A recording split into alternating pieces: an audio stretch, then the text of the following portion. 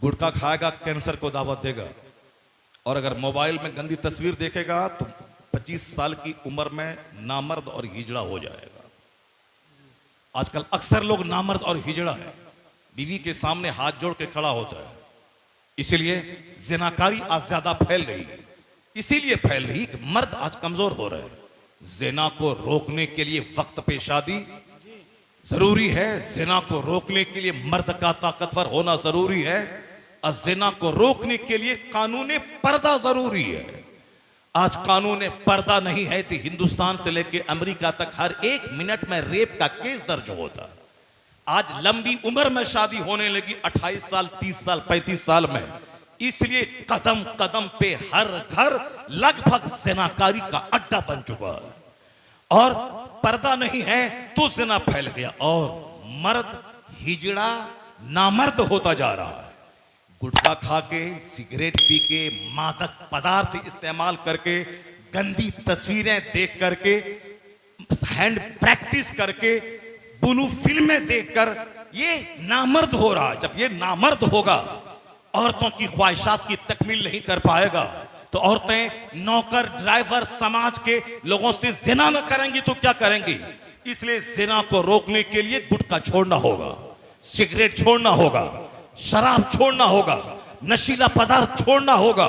जिना को रोकने के लिए औरतों पे मोटी चादर डालकर आला हजरत के फतवे की रोशनी में उसको अपने घर की चार दीवारी में रखना होगा। उसके हाथ में 100 साल पहले कलम न देने का आदेश आला हजरत ने दिया, और आज आला हजरत के जमाने में अगर मोबाइल होता तो आला हजरत यही कहते, न कलम दो, न उसके हाथ में मोबाइल दो, न छत पे जाने दो। चूंकि अजनबी मर्दों पे जब नजर पड़ेगी तो जिना का वसवसा पैदा होगा, और शादी ब्याह में डीजे बाजा गाना जहां रहेगा, म्यूजिक की आवाज से बदन में हरकत पैदा होती है। गरम खजा, गरम माहौल जिना को दावत देता है। इसलिए अगर जिना को रोकना है, सारी दुनिया के लिए आम पैगाम है, ये 3 काम करना होगा। नशीले मादक पदार्थ से जवानों को बचाना होगा, और 18 से लेके 25 साल की उम्र में ही, चाहे बच्चा पढ़ रहा हो, चाहे नौकरी मिले ना मिले, जो रिक्शा चलाने वाला वो 5 बच्चे का बाप है, शादी किया है, अल्लाह उसको रोजी दे रहा है, तो फिर जो जवान काम करेगा उसको रोजी कौन ही देगा? अल्लाह कहता है, ला तक़तुलू औलादकुम खश्यता इमलाक, गरीबी के डर से बच्चों को कत्ल मत कर, हम तुम्हें भी रोजी देते हैं, तेरे बच्चों को भी रोजी देंगे।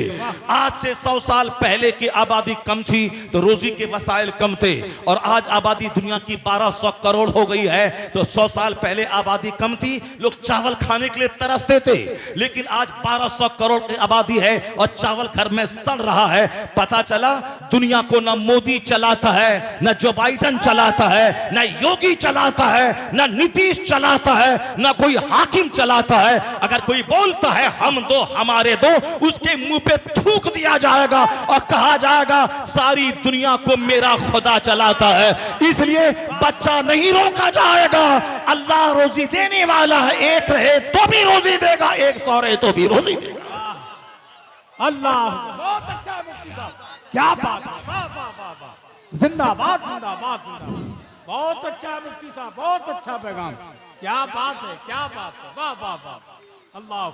जो अकेलोता है, जिसकी शादी नहीं हुई है, उसका चेहरा सूखा रहता है, वो 5 रुपए खर्च करने के लिए माँ से भीख मांगता है। लेकिन जो नौजवान शादी किया, 5 बच्चे हैं, वो अपनी माँ को 5000 रुपए महीना देता है, अपने बाप की खिदमत करता है, समाज की खिदमत करता है। पता चला अल्लाह पर से यकीन जिसका कमजोर होगा, वह करोड़ों कमाने के बाद भी भिखारी रहेगा, उसका चेहरा सूखता काला रहेगा, वो कभी जिंदगी में सुख नहीं पाएगा। लेकिन जो अल्लाह पर मजबूत यकीन करेगा, 10 बेटी क्यों ना हो, एक बेटी वाला शादी के लिए रोएगा, रोता है, और 10 बेटी वाले की शादी हो जाती है बेटियों की, उसको पता तक नहीं चलता। पता चला दुनिया कोई बंदा नहीं चलाता है, हमारा खुदा, हमारा खालिक चलाता है। वाह वाह वाह। और कुरान में आया है, वमन यतवक्कल अलल्लाह फहुव हस्बुह, जो अल्लाह पे भरोसा करता है अल्लाह उसके लिए काफी हो जाता है। कुरान में आया है, वमा मिन दाब्बतिन फिल अर्द इल्ला अलल्लाह रिज़्क़ुहा, जमीन पे चलने वाला कोई चौपाया ऐसा नहीं है जिसकी रोजी का जिम्मा अल्लाह ने ना लिया। सांप, छुछंदर, बंदर, बैल, हाथी, गाय, भैंस, बकरा, बकरी, मुर्गा, मुर्गी, सबकी रोजी का जिम्मा अल्लाह ने लिया और सबको रोजी अल्लाह देता है। इसलिए अगर तुम अपने बेटे को डीएम, दारोगा बनाने के चक्कर में अगर 48 साल की उम्र में शादी करवाओगे और तेरा बेटा शादी करने के बाद अगर वह औलाद नहीं पैदा कर सका, इसके 100% जिम्मेदार तुम रहोगे। क्योंकि लंबी उम्र जाने के बाद औलाद न होने का चांस होता है। लंबी उम्र होने के बाद औलाद न होने का चांस बढ़ जाता है। ये चाहे 50 डॉक्टर के पास जाएं, चाहे 50 बार छलैया करवाएं, चाहे 50 टेबलेट डेली खिलवाएं, चाहे 50 दरगाहों पे जाएं, ऐसा नहीं होता कि दरगाहों पे जाने के बाद सब काम बन जाता है। मैं लगा दूं आम का पेड़ और अजमेर चले जाएं कि बाबा आप तो हिंदुस्तान के राजा हैं, मेरे आम के पेड़ में सेब लगा दीजिए, नहीं होगा ऐसा। ऐसा नहीं होता है, ऐसा नहीं होता है। अजमेर वाले बाबा अगर अपने मुरीद को बोलेंगे 2-4 तमाचा मारो उसको भगाओ यहां से, ये सिस्टम के खिलाफ दुआ कर रहा है, ये सिस्टम के खिलाफ दुआ है। अगर मुसलमान दुनिया भर के सारे काबा चले जाएं और खिलाफ पकड़ के दुआ करें कि इलाही तेरे घर की इज्जत का वास्ता है कि ठंडी का मौसम अच्छा है, गर्मी का मौसम ना रहे, ताकि हम जी भर के नमाज पढ़ें, फरिश्ता मार के भगा देगा वहां से। ये सिस्टम है दुनिया का। रात होगी, दिन होगा, गर्मी का मौसम आएगा, जाड़े का मौसम आएगा, मौसम चेंज होगा ताकि तुम जिंदा रह सको। सिर्फ गर्मी होगी तेरा जिंदा रहना मुश्किल है, सिर्फ सर्दी होगी तेरा जिंदा रहना मुश्किल है, सिर्फ बारिश होगी तेरा जिंदा रहना मुश्किल है। नहीं रह पाओगे तुम जिंदा। तुम्हारे लिए मौसम बदलता है ताकि जिंदा रह सको। सिर्फ रात ही रहेगी तो जिंदा नहीं रह पाओगे, मर जाओगे, सोते सोते बदन में दर्द हो जाएगा, भूखे मर जाओगे। इसीलिए 8 घंटा रात, 12 घंटे रात, 12 घंटे दिन, ताकि दिन में खूब खटो, कोढ़ी बन के बैठे मत रहो। जो कोढ़ी बन के रहेगा वह दूसरों के सामने हाथ फैला के भीख मांगेगा, चेहरा काला हो जाएगा। ये मर्द भीख मांगने के लिए नहीं पैदा हुआ है, मेहनत से कमा के दूसरों को अता करने के लिए पैदा हुआ है।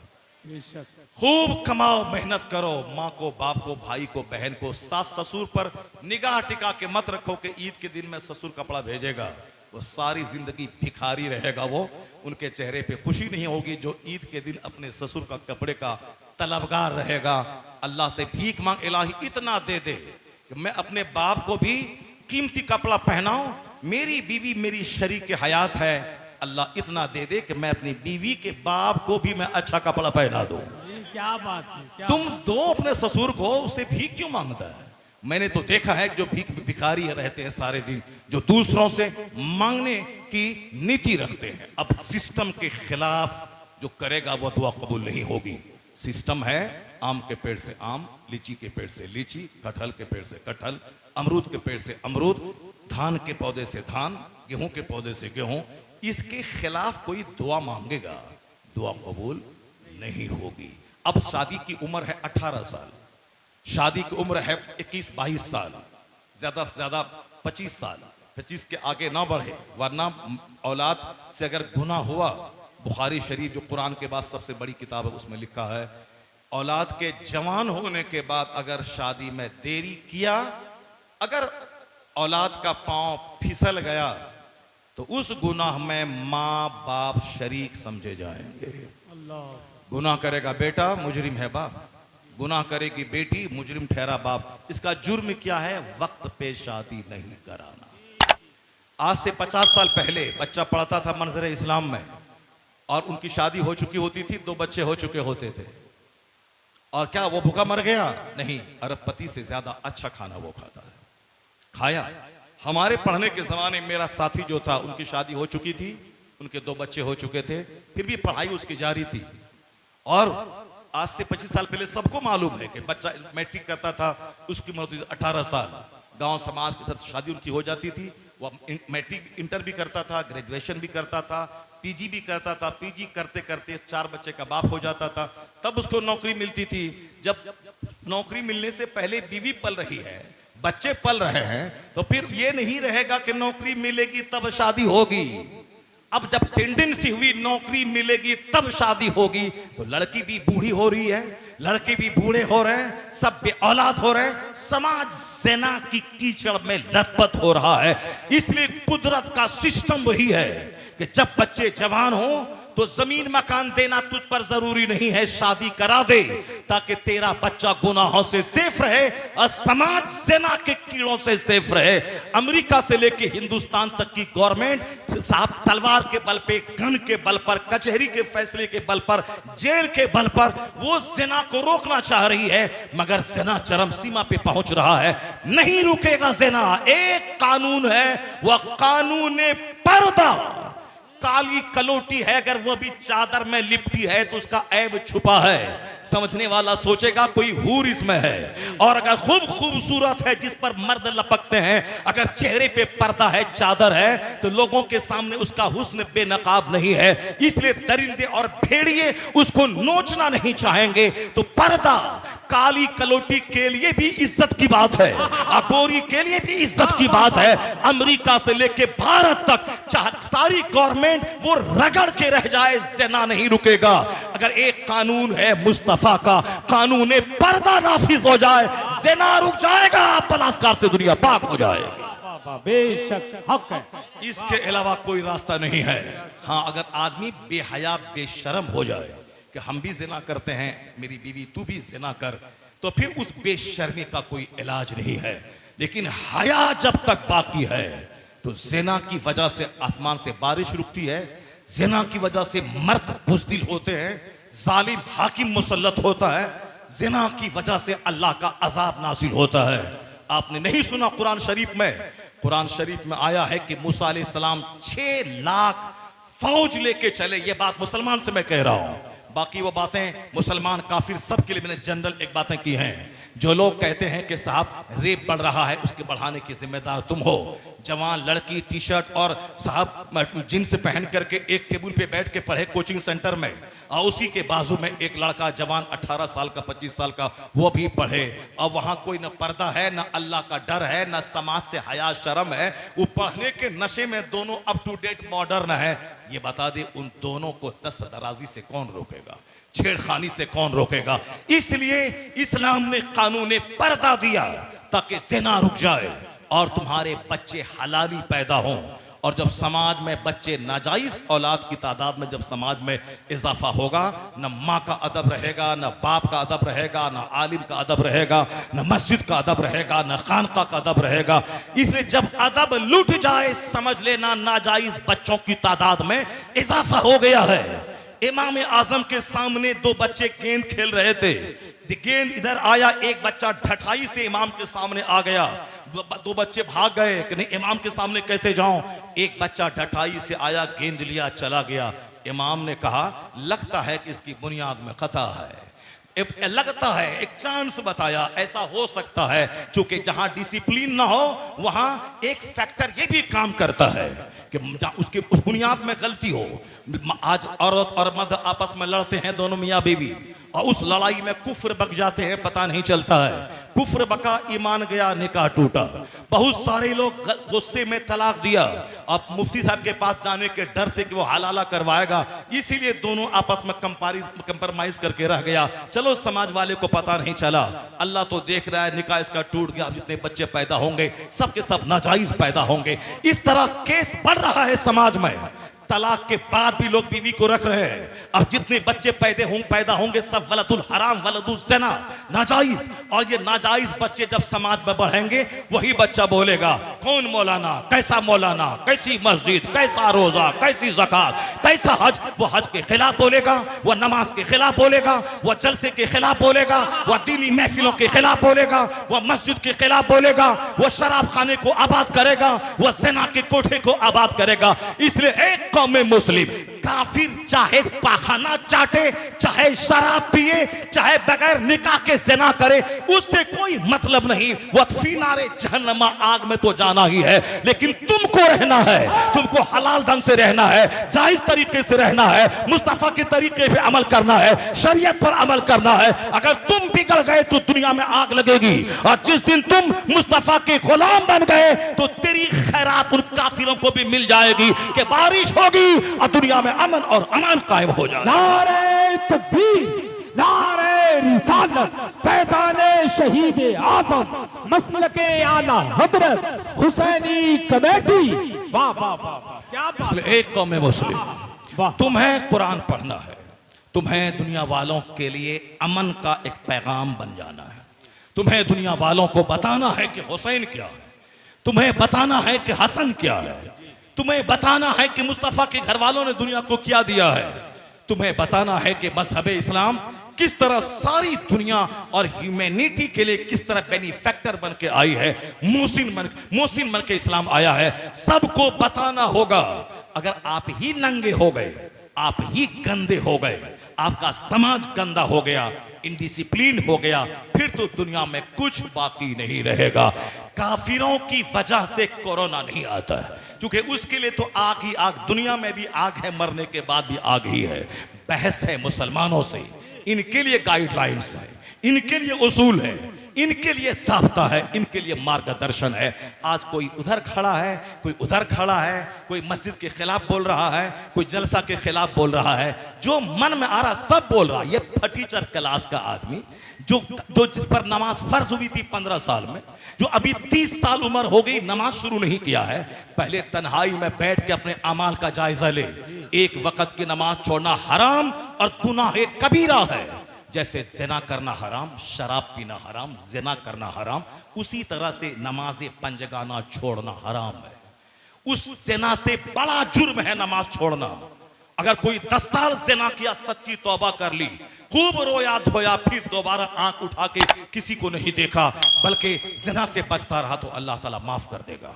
क्योंकि अत्ताइब मिन ज़ंब कमल्ला संबला, हदीस में आया है, गुनाहों से सच्ची तौबा करने वाला ऐसा है जैसे गुनाह ही नहीं किया है। लेकिन अगर नमाज फर्ज हुई 15 साल में और नमाज शुरू किया 30 साल में, 50 साल में, तो तुझ पर ये 15 साल की नमाज कज़ा है। 50 उम्रा, 50 हज करने के बाद भी ये 15 साल की नमाज जिम्मे से साकित नहीं होगी, इसे पढ़ना ही पड़ेगा बतौर कज़ा। इस माना कर बता दें कि नमाज छोड़ना कितना बड़ा जुर्म है। नमाजें छोड़ रहा, एक बार झूठ बोलना हराम गुनाह कबीरा है, सूद खाना हराम गुनाह कबीरा है। जैसे कोई अपनी मां से जिना करे, वैसे ही सूद खाना है। सूद खाना ऐसा है जैसे सूद के गुनाह के 70 दर्जे हैं और उसका अदना दर्जा है अय्यन कहर राजोला उम्मा। सूद के गुनाह के 70 रैंक है, 70 ग्रेड है उसका। और लोवेस्ट ग्रेड जो सबसे अदना दर्जा है वो ये है कि एक मर्द अपनी मां से जिना करे। जब अदना दर्जे का यह आलम है, जो हाईएस्ट ग्रेड है, वो उसकी सजा कितनी सख्त होगी। यहां धड़ल्ले से मकान गाड़ी छकड़ा के लिए यहां साहब ग्रुप में सूद का कारोबार चल रहा है, औरतें सूद का कारोबार कर रही है, सूद का कारोबार चल रहा है। किस्त लेने के लिए साहब ये छोकरे आते हैं, उनसे बेपर्दगी से बातें हो रही। अगर पैसा नहीं भेजा दिल्ली पंजाब से शौहर, वह छोकरा की खूबसूरत लड़की को देखा, उसको कहता है कि बहन मैं इस महीने का किस्त में भर देता हूं। जहां किस्त भरा तो मजाक होने शुरू हुआ और नर्म गोशा दिल में आया। फिर उसके बाद वो ग्रुप का पैसा, वो किस्त का पैसा, वो सब अपनी जगह, वो छोकरा उस लड़की को लिया और समाज से भाग गया। आए दिन इस तरह के केसेस पूरे हिंदुस्तान में आ रहे हैं। इसलिए किराए के घर में रहना गवारा कर ले, मिट्टी के घर में रहना गवारा कर ले। यही पैगाम इमाम हुसैन दे रहे हैं कि मैं अपने के शरीयत की हद में रहना, मिट्टी के घर में रहना, दुनिया को तलाक दे देना मगर ईमान बचाना, जान दे देने मगर ईमान का सौदा मत करना। इसलिए मैदान करबला से आवाज आ रही है, सच्चा हुसैनी वो है, न उसको अमीरी काफिर बना सके, न कोई गरीबी काफिर बना सके, न खूबसूरत चेहरा कोई ईमान लूट सके, न मकान की तड़प ईमान लूट सके, न गाड़ी का शौक ईमान लूट सके। ये सारी दुनियावी चीजें एक तरफ रहे, अगर ईमान है वह समझ ले कि मुझसे बड़ा धनवान दुनिया में कोई नहीं है। नारे तकबीर, नारे रिसालत, फैजाने शहीद यही पैगाम इमाम हुसैन का। मैं बताऊंगा आगे इमाम हुसैन ने कब किस मौके से क्या कहा, उनकी जिंदगी से क्या मैसेज मिलता है। आज के बाद कभी मत बोलिएगा जलसा कराने से क्या फायदा है। वल तकुम मिनकुम उम्मतुन यदऊना इलल खैर, आया है कुरान में कि एक गिरोह तुम्हारा ऐसा रहे जो सारी मसरूफियत से कटकर लोगों को अमरे बिल मारूफ करने के लिए वो बताता रहे कि हराम है या हलाल है, या जायज है या नाजायज है, या लीगल है या इलीगल है, ये गुड है या बैड है, ये मुफीद है ये मुजीर है। एक बंदा नमाज ना पढ़े, जुमा का खुतबा कयामत तक होता रहेगा। एक बंदा मस्जिद में नमाज पढ़ने ना आए, अजान कयामत तक होती रहेगी। इसलिए चाहे बंदा संभले ना संभले, खिताब होता रहेगा, दीन की बातें होती रहेंगी। यह जलसा उसी अमरे मारूफ का एक माध्यम है। मदरसे में जो 10 साल किताबें पढ़ी जाती हैं, उसी को 2 घंटे में पब्लिक के सामने कुरान हदीस का फरमान बताया जाता है। वाह वाह वाह वाह, क्या बात। तुम टाका देखता है मौली साहब का कि मौलाना साहब आए 25,000 लेके चले गए, इसीलिए हसद में और जलन में जलसे को रोकने की बात कर रहा है खबीस मरदूद। तुम नहीं देखता कि तुम्हारे यहां शादी भी डीजे बजाने वाला आया 50,000 लेके चला गया, वह तो हराम रास्ते में खर्च किया। कोई समाज वाले की नानी मरे कि कोई बोले कि डीजे अगर बजवाया मैं उसकी बेटी की शादी में शरीक नहीं रहूंगा, मैं उनके बेटे की शादी में शरीक नहीं रहूंगा। वहां तो डर है, चूंकि वह मालदार है, 2-4 तमाचा मार के चेहरा लाल कर देगा। ये तो मौली साहब की बात है, ये मौली साहब क्या करेगा। इसीलिए जलसा कराने से क्या फायदा है, जलसा कराने से क्या होता है। कुरान ने का एक गिरोह रहना चाहिए जो अमरे बिल मारूफ करे, लोगों को दीन सिखाए। और आया है हदीस में, आया है हदीस में जो रात में थोड़ी देर दीन सीख लेता है, रात भर नफल पढ़ना एक तरफ, थोड़ी देर दीन सीखना एक तरफ। वाह वाह वाह वाह, बेशक। सुन, वो हदीस में आया है कि मन सल्ला सलातल फज्र, जिसने फजर की नमाज अदा की और नमाज फजर के बाद एक चैप्टर दीन का सीख लिया, खैरुम मिन अल्फे रका, 1000 रकत नमाज पढ़ने से बेहतर है। नहीं सुना तुमने कि आलिम जो इल्म दीन सीखता है उसके पांव के नीचे फरिश्ता पर बिछाता, और जो दूसरों को दीन की बात सिखाता है उसके लिए दरख्त के पत्ते से लेके समंदर की मछली तक सारी चीजें बख्शिश की दुआ करती है। नहीं सुनी वो हदीस कि जो आलिम यस्तगफिर लहू मा फी समावाति वल अर्द हत्ता नमलत फी जुहरिहा व हत्तल हूत फिल मा ला युसल्लून अला मुअल्लिमिन नासिल खैर। मुस्तफा फरमाते, हदीस में आया है कि जो दूसरों को भलाई की बात बताते हैं उसके लिए सुराखों की चूटियां, समंदर की मछलियां, जमीन आसमान के दरमियान की सारी चीजें बख्शिश की दुआ करती है। मुअल्लिमिन नासिल खैर, जो लोगों को खैर की बात बताता है, जो लोगों को गुनाहों से रोकता है। सारे लोग तो गीबत कर ही रहे, सारे लोग तो झूठ बोल ही रहे, सारे लोग तो चौक चौराहे पे मौलाना, मौलवी, इमाम, मुअज्जिम, पीर की गीबत की पोटली लेके बैठे हुए हैं। सारे लोग तो डीजे, बिंजू, ड्रामा साहब, म्यूजिक, संगीत, फिल्म, कव्वाली में नाचना कूदना, औरतों मर्दों का मुकाबला करना। और कुछ लोग इसी तुम्हारे इलाके में साहब वो शेख चिल्ली का तमाशा लेके बैठे हैं। ये तो जाहिल पीर फकीर कर ही रहा है, ये कौन है जो अमरे बिल मारूफ करेगा। ये तो समझ ले कि इस सदी में तन्हा अहमद रजा खान फाजली बरेलवी की जाते गिरामी है कि आज बरेली का फतवा ये सारी दुनिया में सर चढ़ के बोलता है। वरना मुफ्ती की क्या इज्जत रही, फतवा की क्या इज्जत रही, मदरसे में कौन पढ़ाएगा। वो तो रजा के फतवे की धमक है। आज जलसा जिंदा है, आज मदरसा जिंदा है, इल्म हदीस, आज उलमा और इल्म की इज्जत जिंदा है। वर नहीं तो लोगों ने तो खुराफात बना ही दिया था।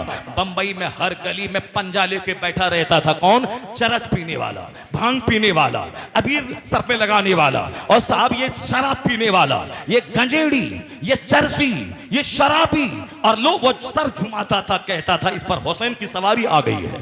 सोचता हूं हुसैन गौसे पाक के सर पे नहीं आए, हुसैन गरीब नवाज के सर पे नहीं आए, हुसैन आला हजरत के सर पे नहीं आए, हुसैन महबूब इलाही के सर पे नहीं आए, हुसैन तादुश शरिया के सर पे नहीं आए। क्या हुसैन जैसे शहीद आजम को वह गंजेड़ी मिला था, वह चरसी मिला था, वह जोकर मिला था, वह खबीस मिला था, वह मरदूद मिला था, वह पापी मिला था, वह साहब पाखाना करने का जिसको ढंग नहीं मालूम हो, वो चरसी पर हुसैन की सवारी आएगी। आई, यह झूठा झूठ बोलता था और औरतों को बेवकूफ बनाता था। था, औरतें कमजोर होती हैं, बच्चे कमजोर होते हैं। जहां ढोल बजा बच्चे जमा हो गए, जहां पंजा हाथ झूमा औरतें जमा हो गई। हुसैन मुझको बेटा दे दीजिए, हुसैन मुझको दामाद दे दीजिए, हुसैन मेरा बेटा बीमार है उसको शफा दे दीजिए। ये चरसी के पास मेरी औरतें वो बेटा मांगने जा रही है, क्योंकि वो जानती हैं कि इस पर हुसैन की सवारी आ गई है। ये कमजोर है, वहां चली गई। औरतें कमजोर होती हैं, इसीलिए मर्द रहते हैं घर में, और हिंदुओं की औरतें रहती हैं मां नारियल लेकर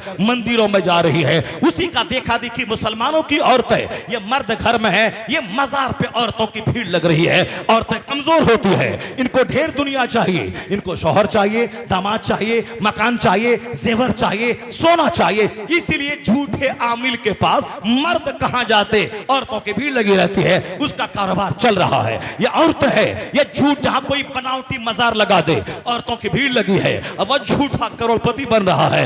दरगाहों पे औरतों का जाना यह लानत का जरिया है। आला हजरत ने कहा 100 साल पहले जब औरतें दरगाहों के इरादे से निकलती हैं, उस पर हर कदम पे लानत बरसती है। जहां लानत होगी रहमत का बरसेगी, क्योंकि ये कमजोर है, ये मौलाना की बात नहीं मानती है। इनको बेटा चाहिए, इसलिए अल्लाह से नहीं मांगेगी घर में, ये अब मजार पे जाएगी, बोलेगी बाबा बेटा दे दीजिए और बेटी दे दीजिए। यही काम बंबई की औरतें आज भी करती हैं, चंद जगहों पे आज भी है। हर पार्क में वो पंजा लगा दिया, वो बोलेगा पंजतने पाक। अब साहब वो सर झुलाएगा, हुसैन की सवारी आ गई, औरतें आ गई, बाबा हुसैन बेटा दे दीजिए। अब जहां महफिल बर्खास्त हुई, मेला खत्म हुआ, अब वो इतना रुपया लेके वो चरसी घर गया। अब साल भर तक चरस पीता रहेगा, ढोल बजाता रहेगा। अब जाहिर सी बात है, जिसको जो हदीस नहीं आती, कुरान नहीं आता, शरीयत नहीं आती, अल्लाह का डर नहीं है, वह ढोल नहीं बजाएगा तो क्या बजाएगा? ये तुम्हारे ही बगल में एक मौलवी साहब है, वह ढोल लेके बजा रहा है, वह ढोल पीट रहा है। जिसके पास इल्म होगा वह ढोल क्यों बजाएगा? जिसके पास तकवा होगा वह ढोल क्यों बजाएगा? जिसके पास इल्म होगा वह ढोल की वकालत क्यों करेगा? इसलिए एक कौम मुस्लिम आज बंबई में 1000 महफिलें हो रही हैं, 12 रोजा महफिल, रोजाना 2 घंटे की तकरीर हर मोहल्ले में हो रही है। और मैंने भी लगातार 12 साल तक 12 तकरीरें एक महफिल एक मोहल्ले में मैंने की है, लगातार 12 साल तक 12 तकरीरें मैंने की है। और आज इस तरह 1000 मौलाना पूरे हिंदुस्तान से बंबई जा रहे हैं, वहां तकरीरें हो रही है। ये पंजाब वाले को तोड़ मरोड़ के रख दिया गया, और ये जाहिल जो चरसी, उसकी दुनिया खराब कर दी गई। अब वहां तकरीर हो रही है, अब वहां वाज हो रहा है, वहां सबील लगाई जा रही है, वहां इमाम अली मकाम की शान में जिक्र शहादत की महफिलें मुनक़िद हो रही है। अब ये हो रहा है, वो चरसियों का दौर अब खत्म हो गया। वो कुछ लोग हैं जो कहीं चोरी छुपे बचे हुए हैं। किसने इन खुराफात का खात्मा किया? किसने इन खुराफात को मिटाया? वो अब देना पड़ेगा। एक अहमद रजा खां की जात है, जिसने कहा था वो रजा के नेज़े की मार है कि अदू के सीने में गार है, किसे चारा जोई का वार है, ये वार वार से पार है। उधर तकबीर, नारे रिसालत, फैज़ाने शहीद आदम, मसलके आला हजरत, तालीमाते आला हजरत, इश्क मोहब्बत, इश्क मोहब्बत। वाह वाह वाह वाह।